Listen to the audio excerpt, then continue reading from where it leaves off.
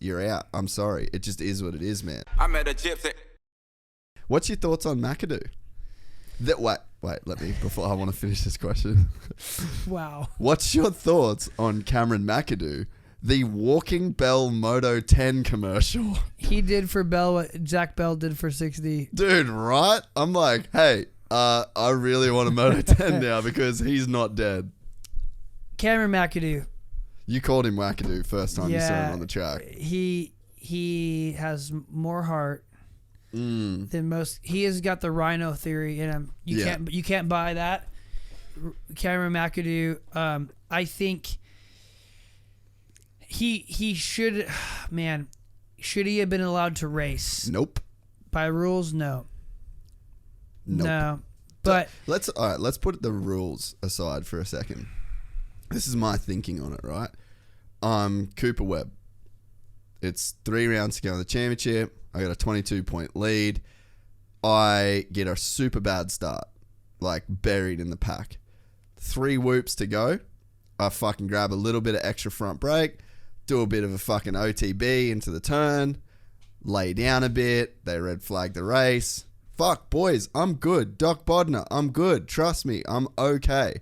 All right, Coop, no worries, man. You fucking back on the start line. You go again. You get the whole shot, 25 points, extend the champion. That might, like, I'm speaking completely out of my ass. There is nothing stopping these guys from doing that now because Cameron McAdoo just set that precedent. So, am I right? Yeah, Doc Bodner and his staff there. I can't speak for him now, but when I was there, I would just luckily, I got to know them too much because in that stupid as a privateer too much, and but I got to know them and they'd do whatever they could for me, you know, as I was more established, like as I got older, to keep me racing, right? Yeah. I tore my ACL at Glen Helen one year and he gave me like a shot in the ass. He's like, hey, it's basically but they would give, you know, elite football players like, hey, this will get you out there. This will get you out there. But if you're just having a hard time breathing and getting itchy, your airway is closing up. You ride back. So pull off and come see me, and we'll give you a shot to counteract it. Oh. So they have the best of intentions, like, and they're not loose like that. Oh, this isn't a knock on that at all. This is just a straight play on the rule book. But problem is, to your point, is if that was number 423, they ain't letting him line up. Nah. And it's a problem. Yeah, it's a real problem, dude. They're not letting, and it's because there's emotional and then there's accountability. Like everyone, it's still cowboy enough that Dr. Bodner has to hop on a flight with Mitch back to California. Yeah. You know, and it's like I don't have the answer, and I don't.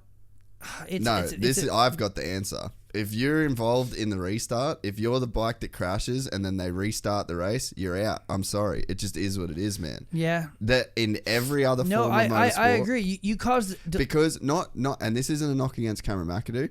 Fucking love that dude. And also, the fact that we got to see the hero ride that he did to get on the I need to preface this. What he did, so special. Oh, unbelievably special. We're a month out. We're still talking about it. Dude, one of the craziest rides in Supercross I've ever seen.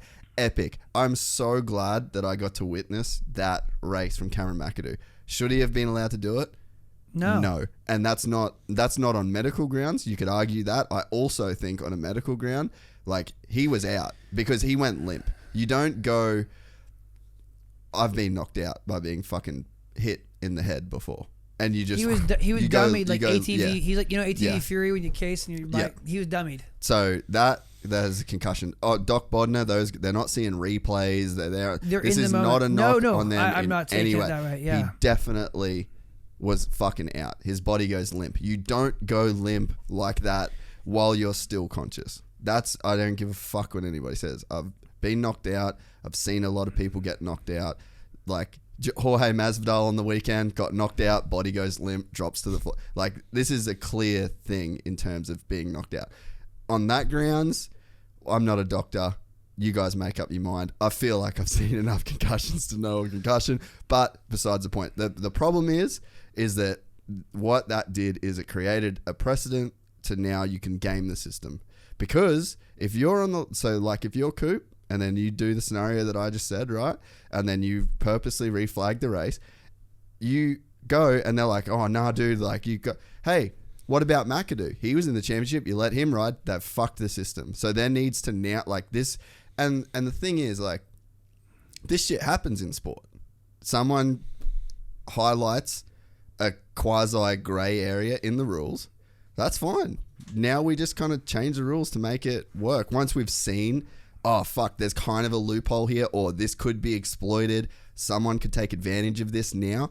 Coop, like, if Coop pulled that shit and then the AMA tried to stop him from racing, they literally couldn't do it now because you pulled the McAdoo card. I agree, so man. that's where the problem is. If you enjoyed this content, please like and subscribe. And to listen to the full 3-hour podcast, search Gypsy Tales in your favorite podcast platform or click the link in the description below.